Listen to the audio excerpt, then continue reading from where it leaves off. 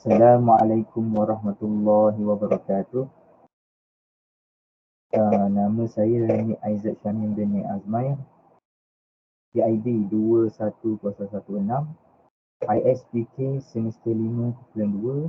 Pada hari ini saya akan membentangkan tajuk Bintu Ibn. Pertama sekali kita pergi kepada definisi harta pusaka dulu. Segala apa yang menjadi kepunyaan si mati di masa hidupnya kemudian ditinggalkan untuk waris-warisnya sama ada harta benda, hak-hak dan apa yang termasuk dalam miliknya setelah dia mati. Seterusnya kita pergi kepada dalil pembahagian harta pusaka dari surah An-Nisa ayat 11 yang bermaksud Allah perintahkan kamu mengenai pembagian harta pusaka untuk anak-anak kamu, iaitu bahagian seorang anak lelaki menyamai bahagian dua orang anak perempuan. Tapi jika anak-anak perempuan itu lebih dari dua, maka bahagian mereka ialah 2/3 dari harta yang ditinggalkan oleh si mati. Dan jika anak perempuan itu seorang sahaja, maka bahagiannya ialah 1/2 harta itu. Dan bagi ibu bapa si mati tiap-tiap seorang dari keduanya 1/6 daripada harta yang ditinggalkan oleh si mati jika si mati mempunyai anak. Tetapi jika si mati tidak mempunyai anak, sedang yang mewarisinya ialah ibu bapanya, maka bahagian ibunya ialah 1/3. Kalau pula si mati itu mempunyai beberapa orang saudara iaitu adik-beradik, maka bahagian ibunya ialah 1/6.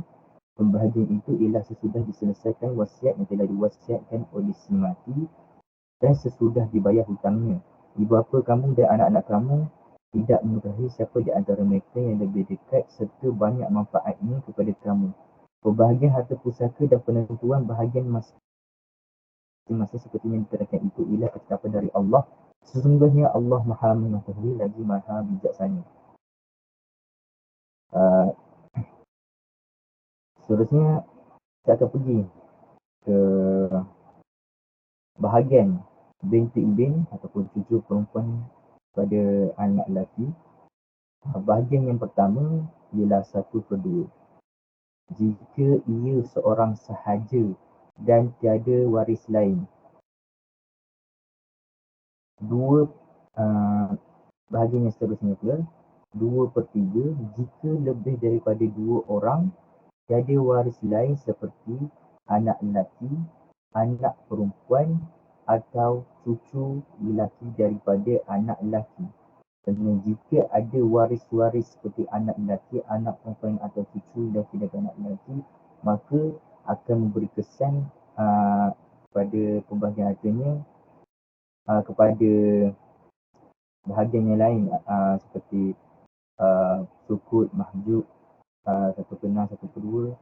Itu akan memberi efek pada bahagian binti ibn tersebut. Dan dia tak akan dapatlah 2/3 ni jika ada waris-waris tersebut.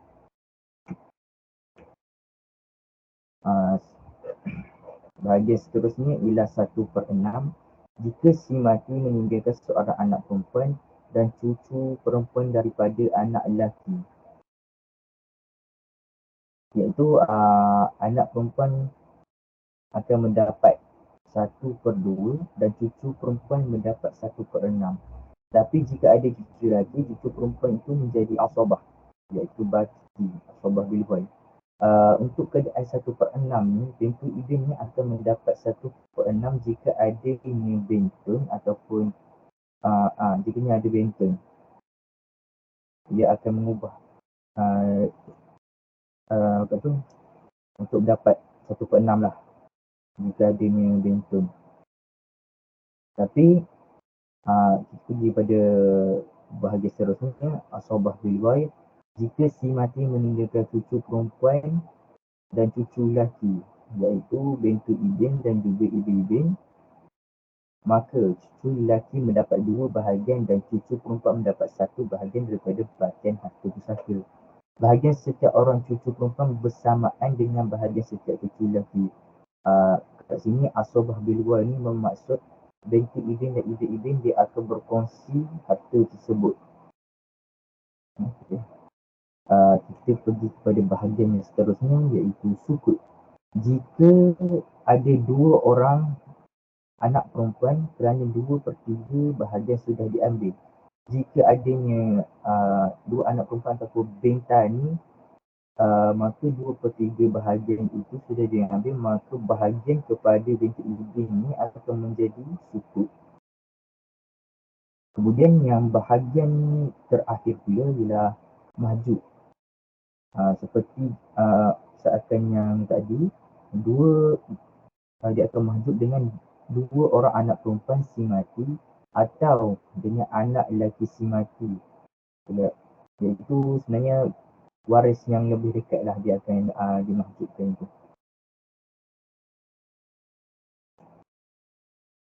Faedah mempelajari ilmu harta pusaka daripada Abdullah bin Mas'ud radhiyallahu anhu bahawa Rasulullah SAW bersabda, yang bermaksud pelajarilah faraid dan ajarkanlah ia kepada manusia, pelajarilah Al-Quran dan ajarkanlah ia kepada manusia.